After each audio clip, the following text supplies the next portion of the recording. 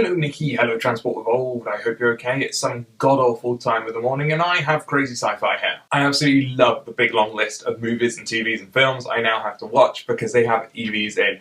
We have an amazing community and they're still coming through. Some more that have come through. I've got a list. Apparently Gattaca had some Rover P60s in it, which is absolutely amazing. People have commented on the Leaf in Fringe because their product placement was atrocious, to the point where they carried on a scene while unplugging the car and made a big deal of unplugging the car with a fake charging station.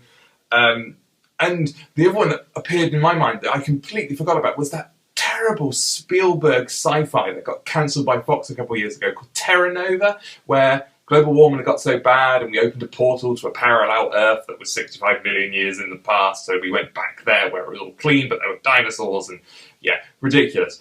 But they had electric cars whose batteries could be swapped. Batteries off an electric car, but their batteries were the size of lunchboxes, so they were only about that big and they could just slot them in and out and carry around spares in the backpack. Absolutely ridiculous. The whole show was ridiculous. Don't watch it. Unless you like laughing at things, don't watch it. You talked about politics and EVs and why it's such a divisive issue, and I think it comes down to a couple of things. I think firstly it comes down to the fact it is a disruptive technology, and not just in one area, not in just auto manufacturing. It's disruptive in mass transportation, it's disruptive in fuel transportation, it's disruptive in refueling. So all these industries that are built up around taking your car somewhere special to fill it up, which isn't just the selling of the petrol and the fuel, it's the selling of the Coke and the sweets and the pop and the newspapers and the coal and the firelights and the barbecues. All of that disappears, and the coffee shops that usually spring up next to it, all of that disappears, and it's so disruptive to all of that, and there's huge political pressure from these organisations to keep things as they are. The other reason I think is so divisive is baby boomers, and this is an idea I've had running for a while now. Baby boomers and people in and around that generation, so the generation above me and you, Nikki, I guess I would class it as, have been the luckiest generation to ever live in the history of mankind. They have truly lived in an era of energy abundance, and energy in its widest sense. I'm not just talking about electricity and gas, I'm talking about petrol, diesel, I'm talking about food, I'm talking about antibiotics, energy in the widest sense.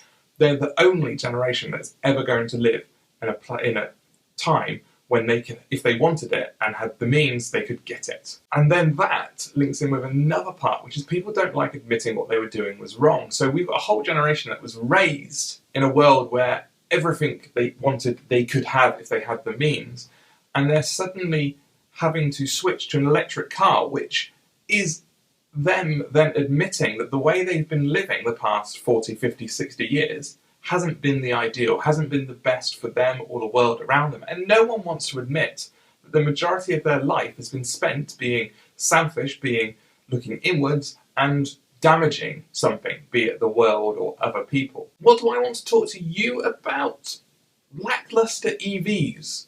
Now, I've got another idea, which is I think manufacturers are tuning EVs, especially the lower end ones, so not the Teslas, we'll exclude Tesla from this conversation, for longevity and range at the expense of other factors.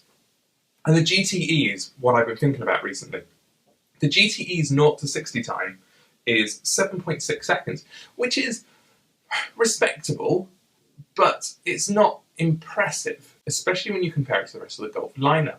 The Golf R does 0 to 60 in 4.7 seconds. I got it down here, that's why I keep looking down here. The Golf GTI does it in 6.5. The Golf GTD, the diesel version, does it in 7.5, which is quicker than the electric version. So if we can bring its 0 to 60 time down to about 5 seconds, which is quicker than all the GT models, but maybe not as quick as the R model, because that's kind of the selling point of the R model, people would see that electric cars aren't this doddery old milk float idea.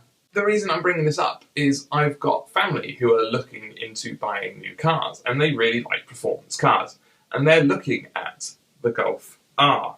And I suggested the GTE, and it was dismissed instantly because it wasn't fast enough. It's not a boy racery car. And that's a market that electric cars should really be targeting, because the instant torque, the way the lower down centre of gravity allows you to go around corners, it makes the perfect boy racer car. It doesn't have the noise, but that almost makes it cooler. I'd like to hear what you think, and I'd like to hear what the Transport Evolved audience thinks. See you tomorrow, Nikki. See you tomorrow, Transport Evolved. Bye bye.